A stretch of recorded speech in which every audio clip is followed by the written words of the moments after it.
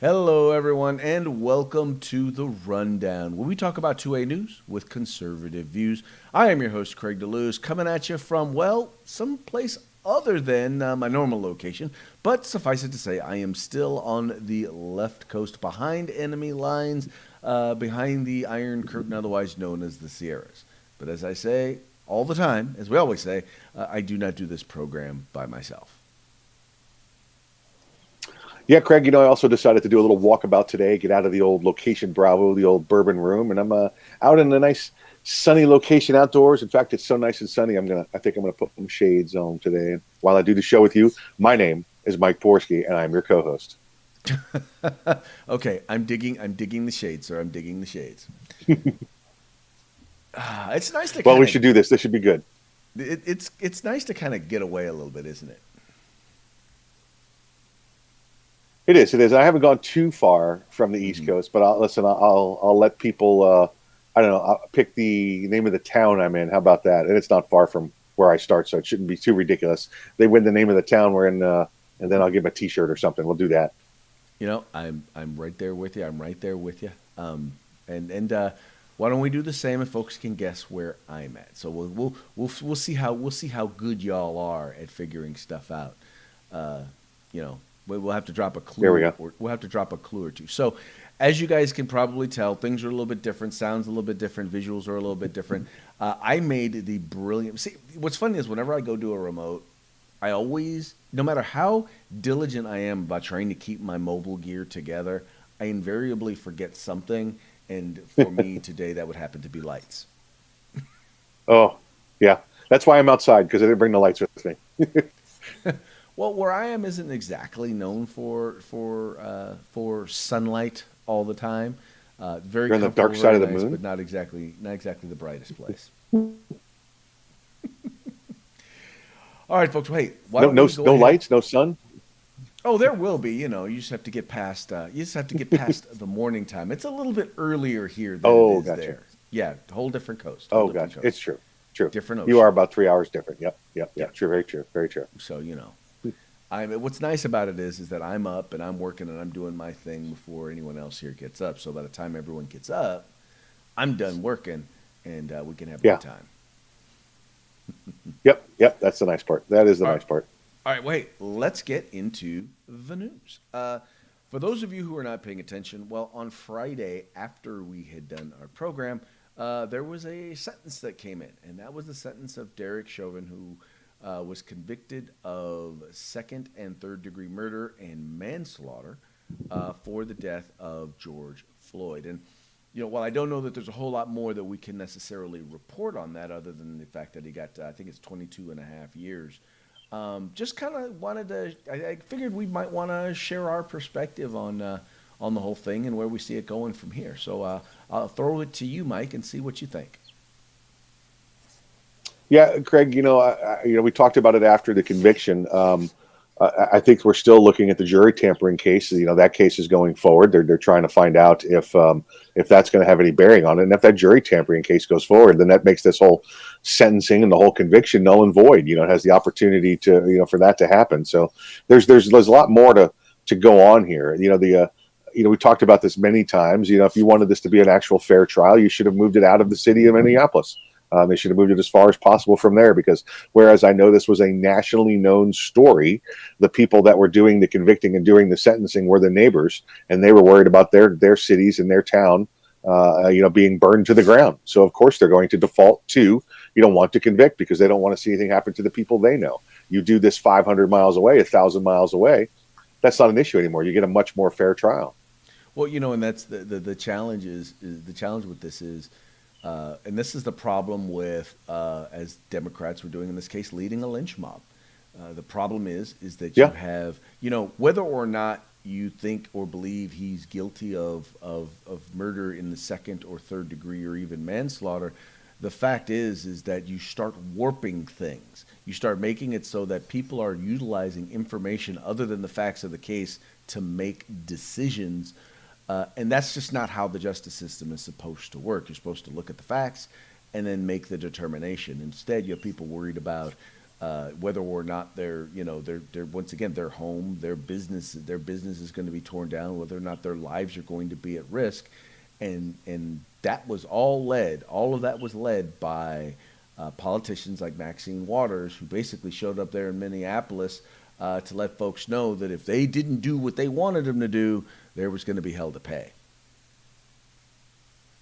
Oh, exactly right. Yeah, listen, do I want my house burnt down? Do I want to be known as the juror where they came in Minneapolis and burnt my house down? Do I want to see my neighbors' houses burned down? No, I'm telling you, Minneapolis is a big state. You move this 300-400 miles north along the Canadian border, nobody from Minneapolis is coming up there to mess with those jurors, burn down their houses. They'll still do it again in Minneapolis like they would have, but especially if you hold the trial in the middle of winter. Oh yeah, exactly. We're gonna make an appointment for done. next summer to come back and see you. Yeah, that's probably what they should have done. But yeah, folks. So I think we can both agree, Mike, that this is not over. It's going to be. I believe that it is going to be difficult for him to get a retrial, but they're also going to have to jump through, in my opinion, some severe legal hoops in order to avoid a retrial. But I think in the end, not in the pursuit of justice, but I believe in the pursuit of not getting stuff burnt down, they're going to find a way to get around it. Listen, and Derek Chauvin's going to become the right in the forefront again when we get to the next presidential election cycle. He's going to be the one that they're going to be anti-BLM and anti-Antifa, that people will be standing up and talking about pardoning him once they are elected to office. He's going to become a forefront figure for the next election as well. Oh, okay. I think that his reputation that's out there of him is going to require a significant amount of a facelift before I think you're going to see anything. Before you're going to see anything like that. Oh, sure. We got we got almost 3 years too. Yeah. Well, hey, Mark Furman has now got a TV show, or at least had a TV show. So that's what I'm talking about. That's what I'm talking about. We saw what happened to him. So, yep. All right, moving right along. All right, so those of you who were paying attention to Joe Biden last week and his, how shall we say, senile rant on the Second Amendment, made it a point that made a specific point that that when the Second Amendment was written, it was written to, number one, he said, it included restrictions on who could own firearms. And then number two, he said, and it was restricted the type of arms that they could own.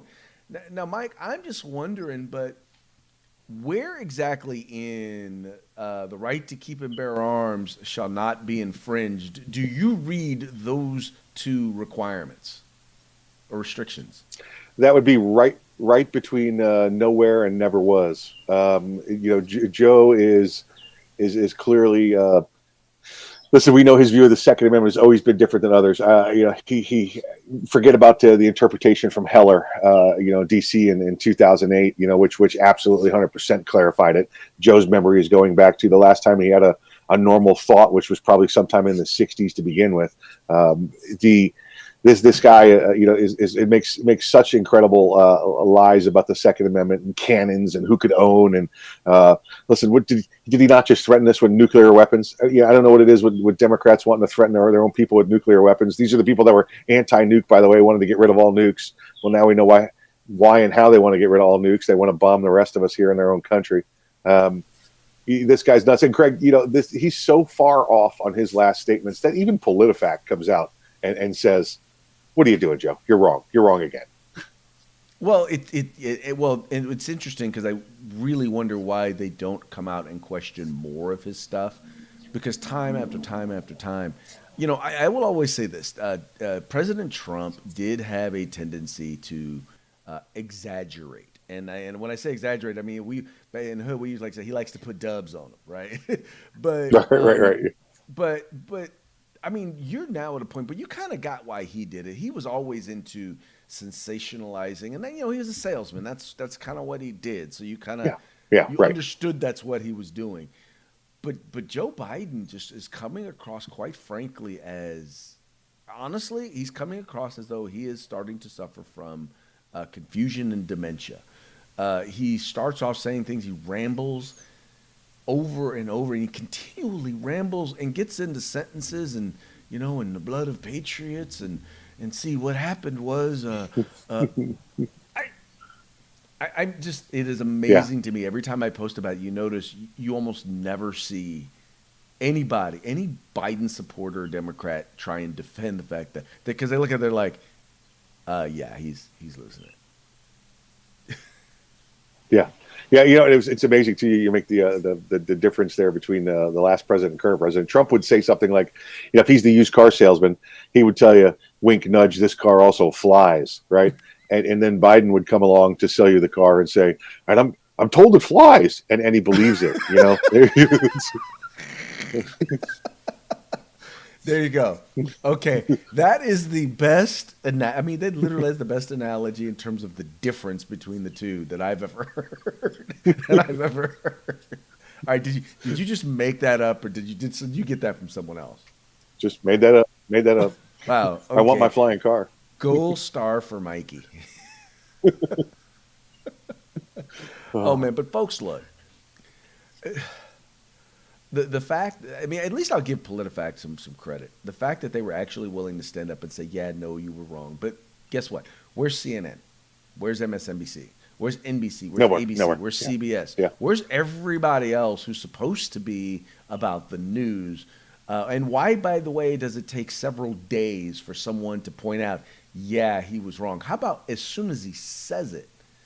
I mean, if Trump said Well, something that was completely wrong, they would have yeah. been on him from point one. Well, because crow doesn't taste good. It's got you got to season it up a little bit to get it to go down. So they had to wait for it to actually sit well in their stomachs before they could do this. I like you said, you got your CNN, MSN, CBS, whoever it is out there, just continuing to not bring out the faults of Joe Biden. Well, PolitiFact has decided that I think they want to be a little more middle of the road. That they're going to work their way out of the Trump presidency and be a little more middle of the road, because that's the only way they're going to be able to keep some credibility. Well, they've got a lot of digging to do because They do. They got a lot of digging to get you've out. dealt That's for sure. Yeah. with these fact checkers and Yeah. especially PolitiFact is one of the worst. Yeah. All right, Yeah. moving But right I along. think they're making an Talking about effort. Looks like they're making a little effort. So, good for them.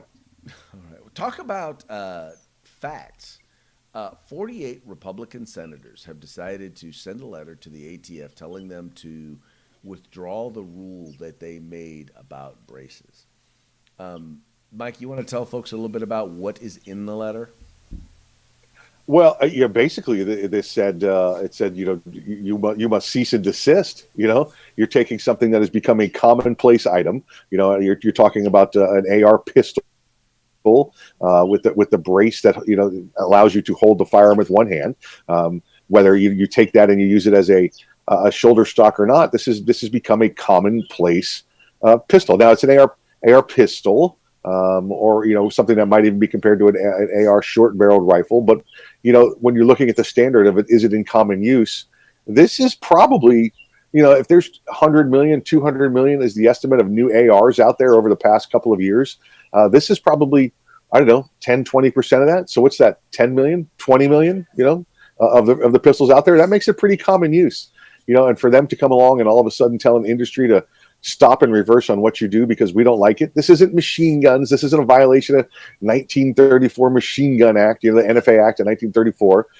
This is a new way to carry the pistol. These are not concealable, by the way, either, Craig. These are not little Derringers or Walter PPKs. These are, still 23, 24, 25-inch long AR pistols. This is not something you're going to go hiding underneath your coat when you go into the movie theater. Well, exactly, and the thing is once again, tens of millions of people have purchased these items, believing that they were legal where they purchased them. And if you're going to change the law, then the people who ought to be doing that ought to be in the legislative branch, not in the executive branch. You don't get to Correct. at random change your mind about how you wish to interpret something. And basically rewrite law, and that's and we said this before when it happened before with bump stock, that now they're taking the lead, and what I believe we're going to see, and you've pointed this out, is you believe that bump stocks won't hold up in court, and I believe this won't hold up in court either. Yeah, we're already starting to see them fail somewheres, but yeah, this is in some places. I'm sorry, but yeah, this is absolutely right. This is the ATF's motive, isn't it? This is we're going to reinterpret. We're going to take our lawyer's interpretation. We're going to make that our policy and enforce it as it's the law. You don't get to do that.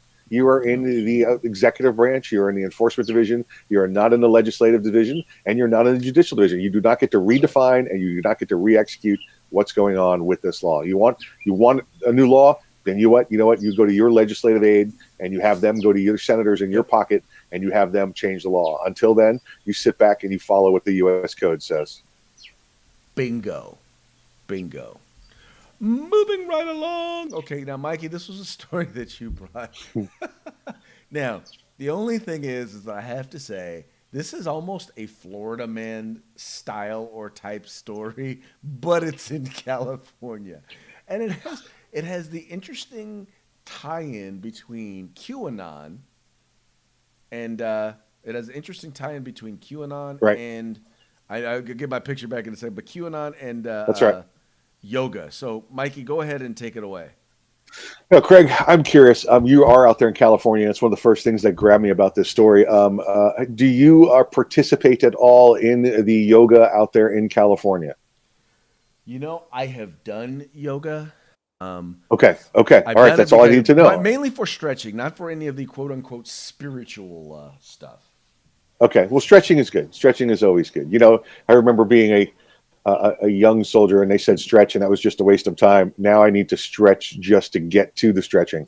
It's different when you get older. But yeah, this is an interesting story out of California. You have an underground infiltration of the yoga cooperative out there, so to where it's almost as if this sounds like this is going to be some sort of QAnon underground new political yoga party out there in California. You know, it would nothing coming out of Southern California in particular would surprise me. Nothing at all. Absolutely positively, some of the wackiest stuff. It is like it is much like Southern Florida. Yeah, I think this might be associated with your Democrat Party out there, because there's a lot of stretching of the truth going on with the Democrats, and there's a lot of stretching going on in this yoga party, and I think these two might be in cahoots together. Is what I'm getting at. We're joking around with you folks, but this is a real thing that's going on out there in California. Well, I mean, yeah, you know, folks, here's the thing, and you know, I am not a conspiracy theorist. I am a conspiracy connoisseur. I like hearing conspiracy theories. I don't believe any of them. Well, most of them. I don't believe most of them. Right. But they're very entertaining. You got to admit, they are. And QAnon is about as wacky as it gets, but it's also about as detailed of a conspiracy theory as it gets. And when you start to put that together with the spiritual folks of yoga, these are not. These don't mix well. You got your acid on one side doing good, and your base on the other just hanging out having fun. You start putting those two together, and you got problems. That's what we got. We got going on here. Yeah, Craig. The Q thing. It always pops up. Listen, if you became, if you're on the right side and you followed President Trump, then everybody accused you of being the Q guy and all that. And I always found that Q was really good at predicting the past. I'll say, he would make the comment like, it's going to be a rainy Wednesday. And then, a year later it rained on a Wednesday. And he said, look, he was right. It rained on a Wednesday. Like, all right, dude. Okay. Well, Mike, let me ask you something. Let's just be real. Now, I am very involved in the Republican Party here in the state of California. Yes. And I've never run into anybody who believes in anything in QAnon. Let me ask you this. You are in Florida, so there's a good chance. I found a couple. I've found a couple, but as soon as you bring up the totality, listen, Q, I'll say the reason is much like Nostradamus. Okay, they say that Nostradamus predicted the future several hundred years ago. Well, if you go back and look through his writings, of the 10,000 things he wrote, like 8 of them were right. Right. So it's, it's kind of an odds thing, right? Mm-hmm. And I think that's kind of what happened with Q. Somebody goes through there and sits and looks at them all day and finds the ones he was right on, and Even that's enough to link everybody else in. even a broken clock is right twice a day. Is that the saying? Exactly right. Exactly right. Even a blind squirrel finds a nut. Or as my coach used to say, sun shines on a dog's ass some days. That's it. Yep. Yep. Exactly. You got a southbound dog and a northbound son. All right. So the next story here isn't, in my opinion, well, for me, it isn't quite as jovial or quite as funny. And this has to do with an athlete who wants to represent or is supposedly going to represent the United States in the Olympics. And this individual athlete, she is a hammer thrower. She decided that, well, when she was on the podium, she placed third, which meant she actually qualifies for the U.S. national team to represent us in the Olympics.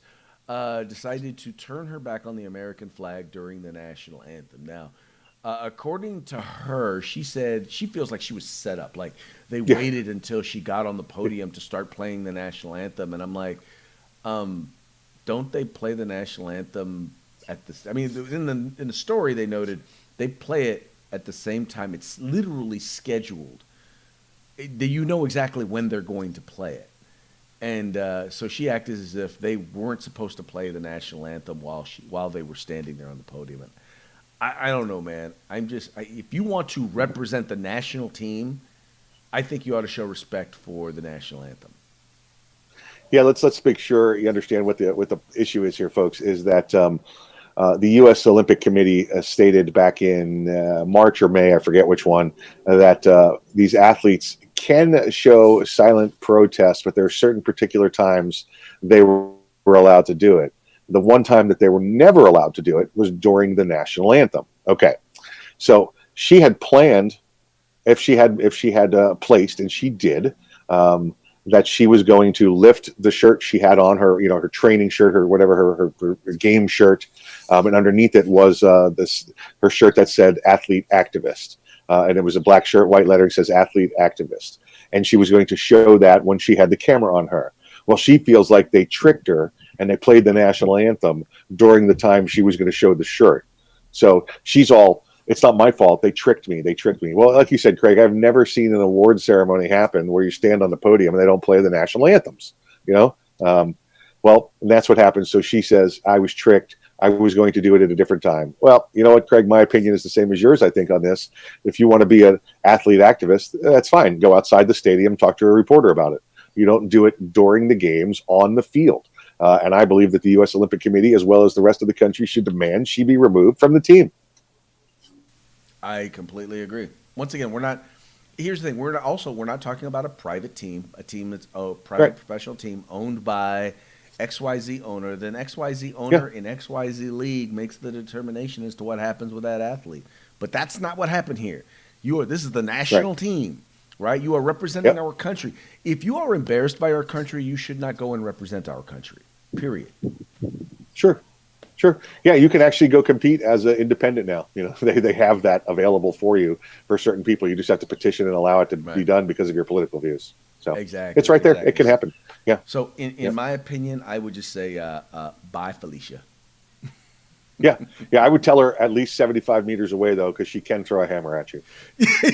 Yes. She is quite the strong physical specimen. I wouldn't tangle with she throw that hammer like Thor. She could throw that hammer like Thor. You might want to step back when she does it. There you go. Yeah. That's a good one. All right, we're going to move on to our parting shot. And now you guys know that our vice president, who has been put in charge of the border, has, the crisis going on at the border, for some reason took 97 days.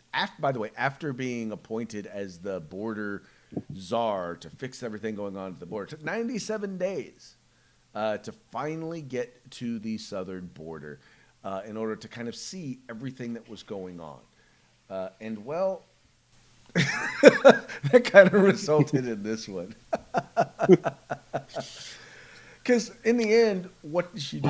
What did she say? She did absolutely nothing. She really said absolutely nothing of substance, and got mad when people asked, what took you so long to get here? Yeah, yeah. And again, I like I said, I think they were expecting Joe Biden's brother Frank because everybody was yelling F Biden" when she got there. Um, the Folks, this is not at the border. Okay, by the way, there's a place on for those of you on the West Coast on the South Carolina border on Interstate 95 called South of the Border. Until they opened up laws, I don't know, 10, 15 years ago, you couldn't buy fireworks in half the states on the East Coast. So you used to drive down to south of the border and buy everything in fireworks you wanted. In fact, if you ever saw the movie Dutch with Ed O'Neill from 15, 20 years ago, maybe even longer, that's where they went and bought the fireworks, and you saw it there. So this is where she is. This is allegedly she's standing at the south of the border fireworks stand, which is huge, by the way. It's like a giant Walmart supercenter. And it's a complex of everything now with the shops and malls and restaurants and crazy stuff. But yeah, this is where she is because she finally went and didn't know what to do when she got there. To the real border. To the real border. Yeah. I will tell you, and as much as I want to say I told you so regarding Joe Biden and what's going on with him and the signs of the dementia and all of that, I will tell you I pray for his health and his mental health every day, because if something should happen, and I believe eventually by the end of his first term it will, she becomes president. I'm like, if it's going to happen during his term, I'm really hoping it happens during that last year during the election, and and he decides to run for re-election. Yeah, it's going to happen. On the 100 and what do we say? This was the 191st day. Right. It's going to happen on the 191st day when she is into the downside of his election. Like I said, that way she can stay for that 179 days in office. She's not 179 days. So 2 years. So she'll be able to run 2 years plus 1 day, is when they're going to take Joe out. So she'll be in office 2 years less 1 day. That way she gets to stay that 2 years less 1 day plus the other 8 years as well. Right. No, exactly. Well, folks, hey, I think that's going to bring us to the end of today's show. We very much appreciate you guys tuning in. Want to remind you guys, please make it a point, visit our sponsors. You'll see them located in their links to their websites are located in the description to this video. Please remember to tune in. Remember to like and share. If you have not liked, shared, and you haven't subscribed, we need you to do that. We need you to encourage your friends to do the same.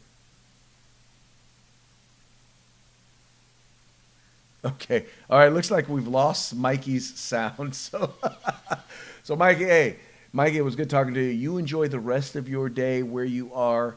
And as I will do the same with my family, you guys take care, have fun. And once again, like I said, remember, please like, share, subscribe, tell your friends to do the same. We will see you tomorrow on Taco Tuesday.